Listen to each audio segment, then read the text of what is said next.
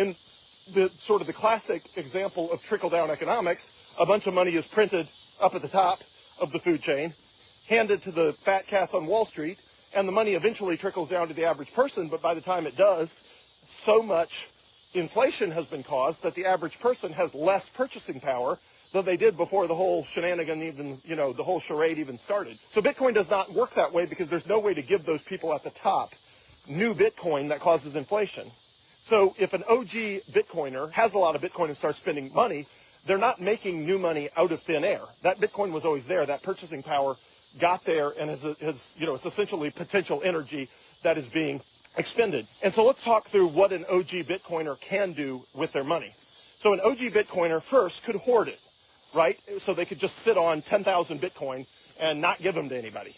Well, in that case, they've taken 10,000 Bitcoin off of the market, which makes all of the remaining Bitcoin more valuable because the remaining Bitcoin is not competing for the purchasing power of the 10,000 Bitcoin that are not on the market. So if somebody hoards Bitcoin, they're actually increasing the purchasing power of everyone else's Bitcoin, which is good for everyone else. If an OG Bitcoiner spends their Bitcoin, what are they going to do? Let's use the sort of exorbitant example. They buy a yacht. So an OG Bitcoiner buys a yacht. And everybody's like, that's totally not fair. How does that, benefit the average person? Well, what's going to happen to that Bitcoin? The answer is it's going to go to the company that makes the yacht. And then that Bitcoin is going to get paid out to everyone who worked on making that yacht. And when the yacht is all completed, the OG Bitcoiner is going to have 5,000 less Bitcoin. And the yacht will be, completed and delivered. And that 5,000 Bitcoin will now be in the hands of all the people that worked on that yacht. So there's no way for an OG Bitcoiner to hoard the Bitcoin without benefiting people because it increases everybody else's purchasing power.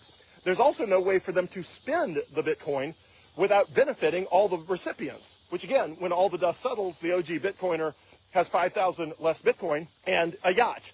And all the people who built that yacht now have, some of the workers have 1 Bitcoin, some of the, have 2 Bitcoins, however long it took to make the yacht, and however much all the people got paid in the process of making that yacht. That Bitcoin has been thoroughly distributed to all of the people that worked to make that yacht.